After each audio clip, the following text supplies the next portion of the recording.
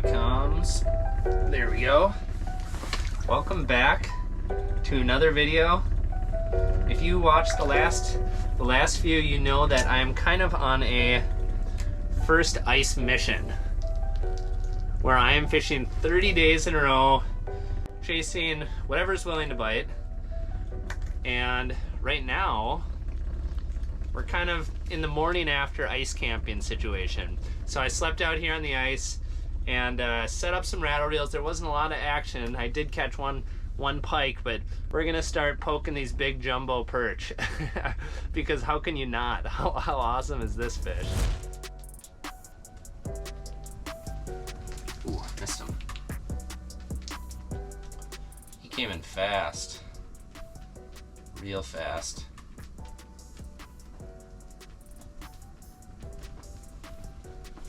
There we go.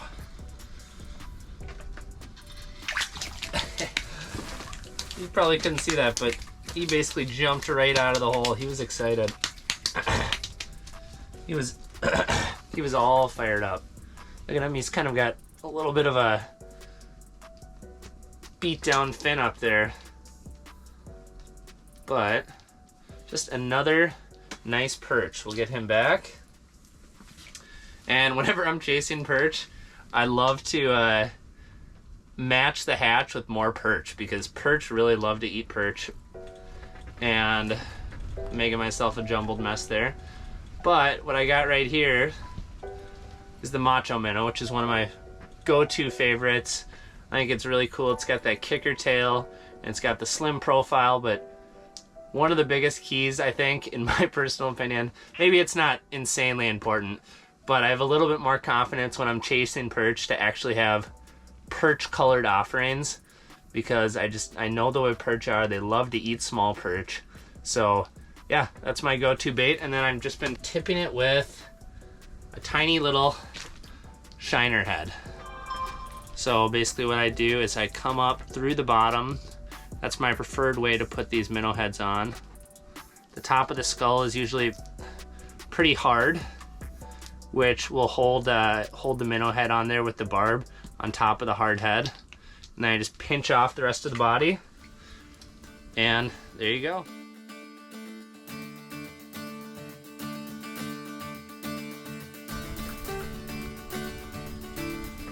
There we go. Once again, on my phone. Whoa. Ooh. I don't think this is a perch. Nope. All right. Little pike action. And once again, just a super aggressive head. What's cool, man, he's got a tight grip. We're gonna give him a second to chill out and just talk. Now what's cool about this spot is we're actually set up in 11 feet of water, which is pretty darn shallow. And we're not in a weed bed. I like to fish in weeds a lot, but we're actually kind of on like a shallow flat that has a bunch of big boulders on it. And this is just a prime spot when you're looking to get a good mixed bag of fish, because there's a bunch of fish that like to come in and oh no, a lot of the bottom. That was a disaster.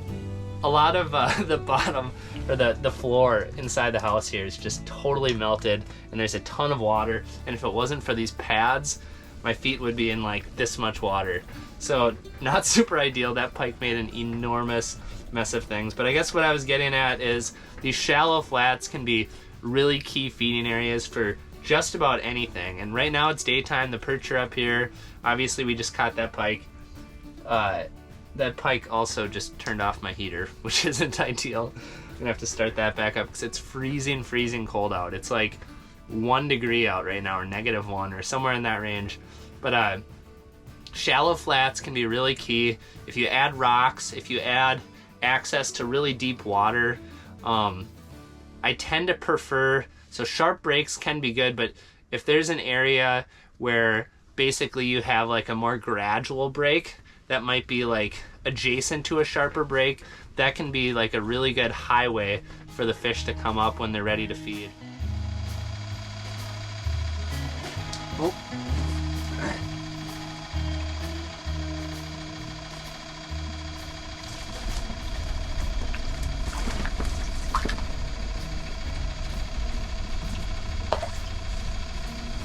There we go.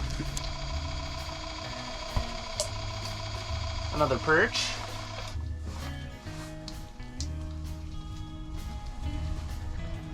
Beauty right there.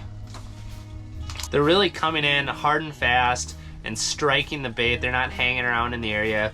As you'll notice, like, we're not sitting on top of a big school of perch, which is pretty common when you're fishing for perch. Is, you know, there might be a bunch down there that are just kind of hanging out in the area. That is not the case, and we're up here on top of this feeding shelf, and these fish are just roaming around looking for food, looking for something to bite. That's why they're so aggressive, and that's also why we're not seeing a ton of them on the graph. Basically, when they show up, you know, they come in and eat because that's what they're here to do. So it's a really fun bite. Oh, there's another one right when I drop down. Oh no! Is that a pike? Oh, it's totally a pike. I got piked. So, if you've ever set the hook and came up with absolutely nothing, that's a good sign that you just had a pike bite your lure. So this is a good clean cut, and I can feel a few more nicks up the line here too, which means that a pike had the bait right in its mouth. And when you set the hook, those razor sharp teeth can sometimes cut your line. Since I lost my lure, I think now is a decent time to try something different. I got a little bit of a smaller version of the puppet minnow. I still got the minnow head on there just because, I don't know, it just gives me a little bit more confidence, but we're sticking with that same orangey chartreusey sort of color that seemed to get him with the macho minnow earlier. I'll jig this for a little bit, and if they don't go for it, then I guess we'll change strategies, but for now, we'll see what happens. Oh, here's a fish. Hold on one sec. There we go. Got him. Bread is good luck. Woo, go Nick! That's a really big jumbo perch too. All right, I'm just gonna show this to the camera real quick and get back to talking to Brett. But that was the first one. We just switched to the puppet minnow. That was the first fish we marked, and just like an instant boom. And as you can see, if he ever stops wiggling, this is like a really, really nice perch. This might be the longest one we caught so far. And if we're into the whole stripe counting thing, 1, 2, 3, 4, 5, 6. Is 6 a lot? I don't even know. So anyway, we're going to get this guy back down, and I'm going to talk to Brett before he hangs up on me. So. Hold on, you got room for another?